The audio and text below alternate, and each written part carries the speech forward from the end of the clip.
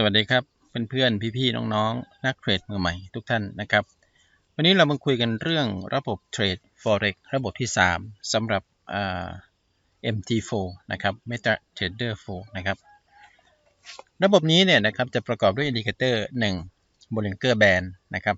2 TCCI 3 MACD Color นะครับ4 CCI ปกตินะครับ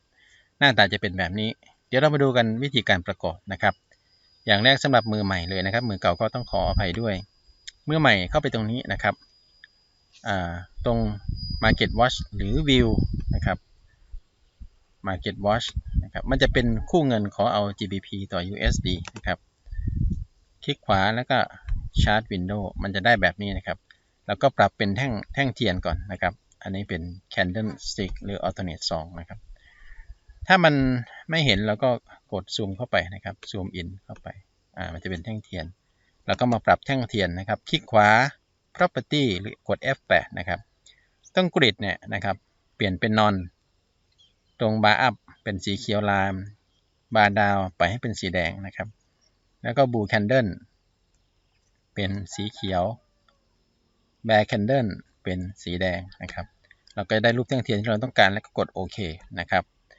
ทีนี้พอได้รูปแท่งเทียนแล้วเราจะดูอินดิเคเตอร์นะครับขออนุญาตปิด Market Watch ไปก่อนนะครับอินดิเคเตอร์จะอยู่ตรงนี้นะครับตรง Navigator หรือกด Ctrl N ก็ได้นะครับหรือ View Navigator ตรงนี้ก็ได้นะครับเราจะได้อินดิเคเตอร์มาอินดิเคเตอร์ที่ตัวแรกที่เราจะใช้นะครับก็คือตัว Bollinger Band อยู่ในโหมดเทรนด์นะครับตัวนี้กดเครื่องหมายบวก Bollinger Band อยู่ตัวที่2นะครับเดี๋ยวบันคลิกไปเลยนะครับผมแนะนำนะครับผมไม่เปลี่ยนอะไรเลยนะครับใช้ค่าเริ่มต้นค่า default ของเขานะครับ period 20 deviation 2 apply to close สีเป็นสไตล์เป็นสีขาวสีเหลืองแล้วแต่เพื่อนๆจะชอบนะครับเส้นอะไรพวกนี้ลองปรับได้นะครับเสร็จแล้วก็กดโอเคนะครับจะได้ Bollinger Band มาแล้วค่าหนึ่งนะครับมันอาจจะยาวไปนิดนึงนะครับ Bollinger Band ได้ Bollinger Band มาแล้วนะครับอันนี้เป็นtime frame 1 ชั่วโมงตัวที่2ที่เราจะใช้นะครับก็คือ TCCI นะครับผมจะมีให้โหลดลิงก์ด้านล่างนะครับ Indicator ตัวนี้ขอเลื่อนหา TCCI นิดนึงนะครับ TCCI เจอแล้วนะครับ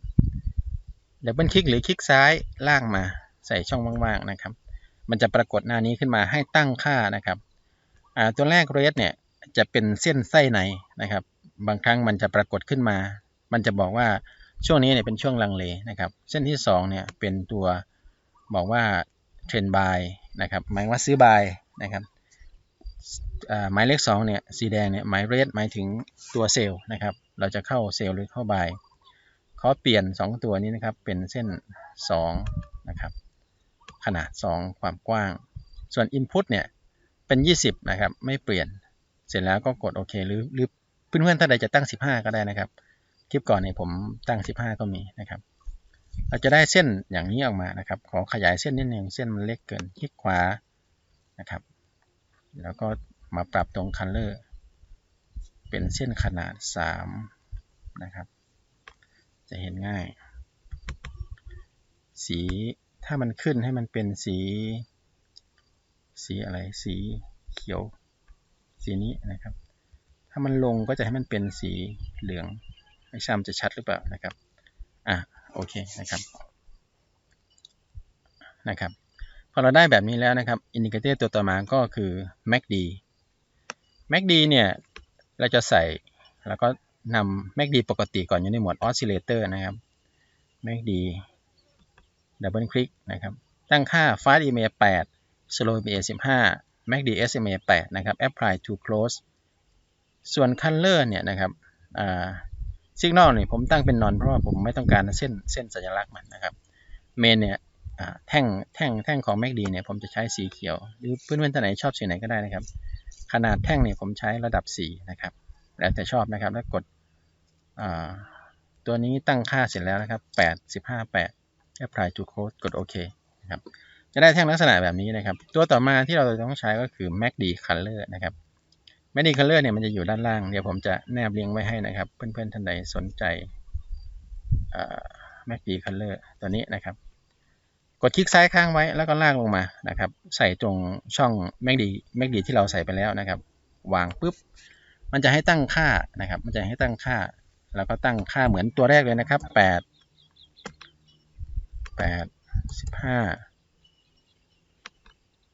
8นะครับ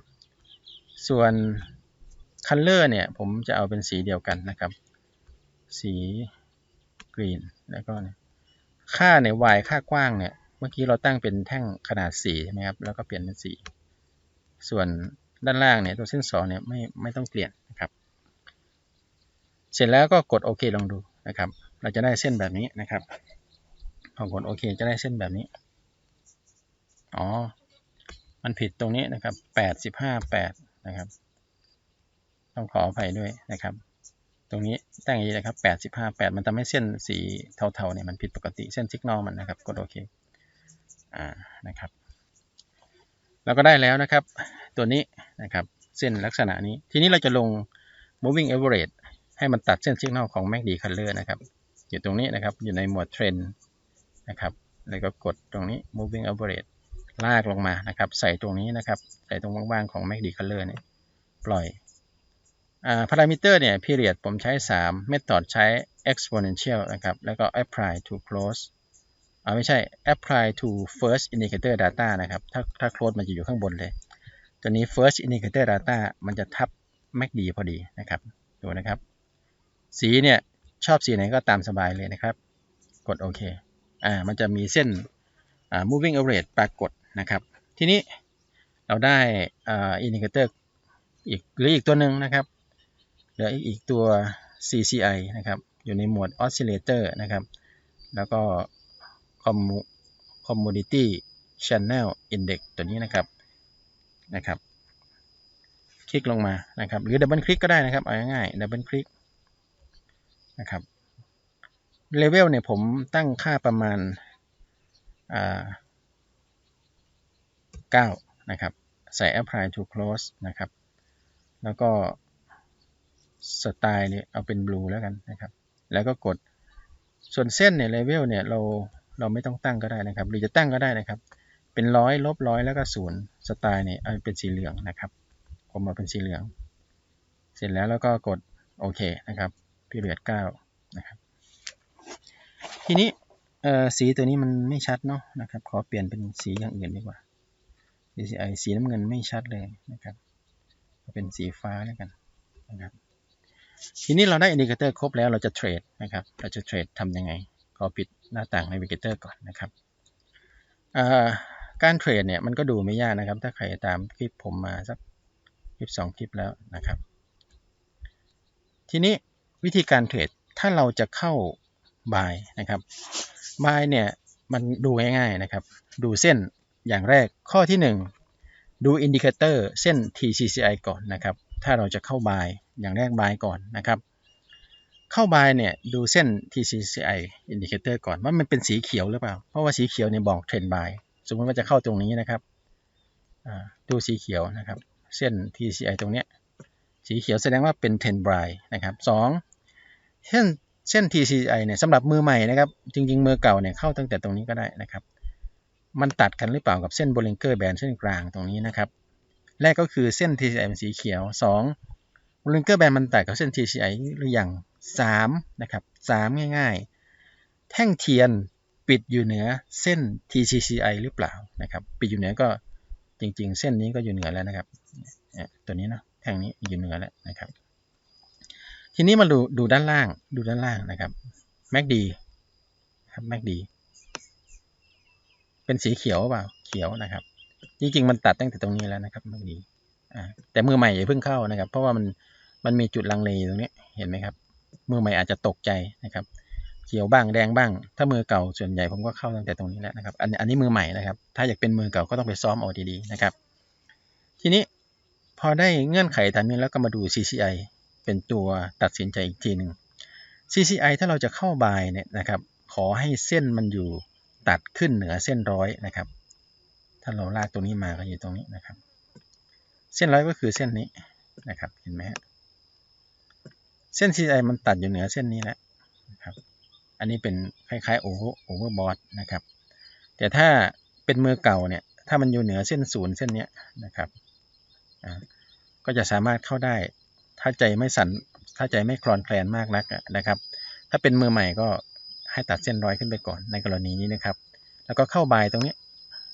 นะครับเข้าบายตรงนี้แล้วก็ลากยาวมาถึงตรงนี้ถามว่าจะออกจากเทรดบายนี้ได้ยังไงหลักการเดียวกันนะครับอย่างแรกก็คือดูก่อนนะครับดูก่อนว่าแท่งเทียนเนี่ยปิดต่ำกว่าเส้น TCI หรือยังนะครับอย่างแรกก็ดูตรงนี้นะครับแท่งเทียนกลุ่มนี้โดยเฉพาะแท่งแดงปิดต่ำกว่า CCI แล้วนะครับเราไม่ได้ออกแท่งแดงแท่งนี้นะครับแท่งแดงนี้เราจะยังไม่ออกเพราะมันยังไม่ปิดต่ำกว่าแท่งเทียนถ้าออกแท่งนี้แท่งเล็กๆเนี่ยมันต่ำ2-3 แท่งนะครับต่ำกว่าแท่งเทียนพิจารณาออกเทรดเซลล์ตรงนี้นะครับถามว่าเราได้เท่าไหร่นะครับก็ถ้าเราดูก็เข้าตรงนี้เนาะนะครับมาออกตรงนี้ประมาณ788 จุดนะครับอันนี้ก็เป็นเทรดบายนะครับแล้วก็วิธีการออกจากเทรดบายนะครับทีนี้เราจะเข้าเซลล์ยังไงนะครับเราจะเข้าเซลล์ยังไงขออนุญาตให้เห็นชัดๆนะครับถ้าเราจะเข้าเซลล์ให้ได้นะครับก็ขอตำแหน่งชัดๆก่อนนิดหนึ่งนะครับมันจะทำให้เราดูลักษณะการเข้าเซลล์เนี่ยนะครับถ้าเราจะเข้าเซลล์ให้แม่นๆนะครับ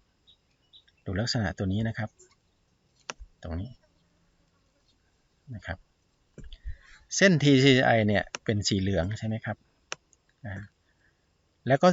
เส้น TCI เนี่ยตัดมาตั้งแต่ตรงนี้แล้วใช่ไหมครับตัดมาเนี่ยแต่ถ้าเราจะเข้าตรงนี้เนี่ยมันบายมาแล้วเนี่ยเส้น TCI เนี่ยจะต้องอยู่ต่ำกว่าเส้น Bollinger Band เส้นกลางนะครับอันนี้เงื่อนไขแรกนะครับเซลล์การเข้าเซลล์นะครับเงื่อนไขที่1 2แท่งเทียนนะครับแท่งเทียนจะต้องปิดอยู่ใต้เส้น TCCI เห็นไหมครับแท่งนี้มันปิดต่ำกว่าเส้น TCCI เห็นไหมฮะอันนี้เงื่อนไขที่2 3มาดูด้านล่าง MACD นะครับ MACD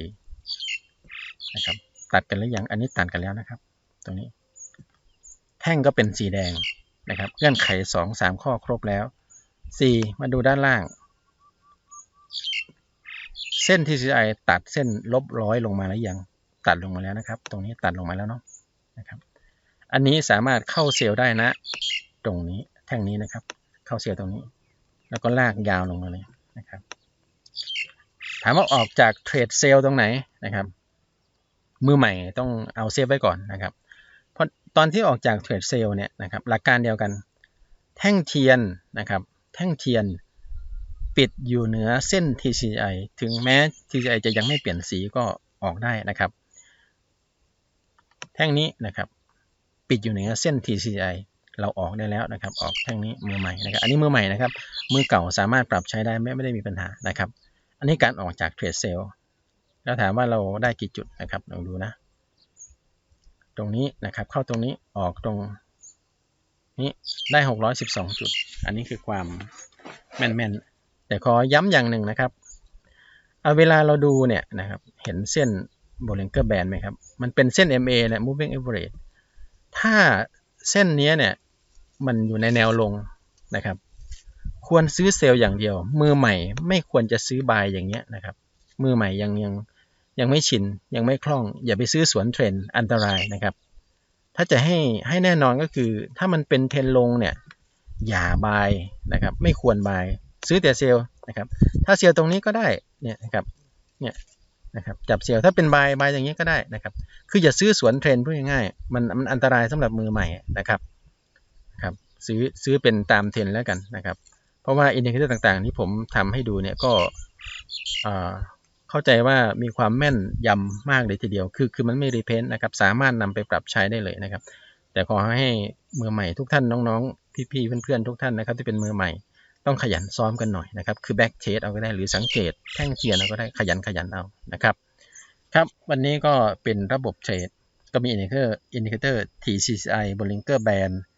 MACD Color นะครับและก็ CCI ที่ช่วยในการเข้าอินดิเคเตอร์มันอาจจะเยอะไปหน่อยนะครับแต่เพื่อนๆสามารถปรับใช้ได้นะครับ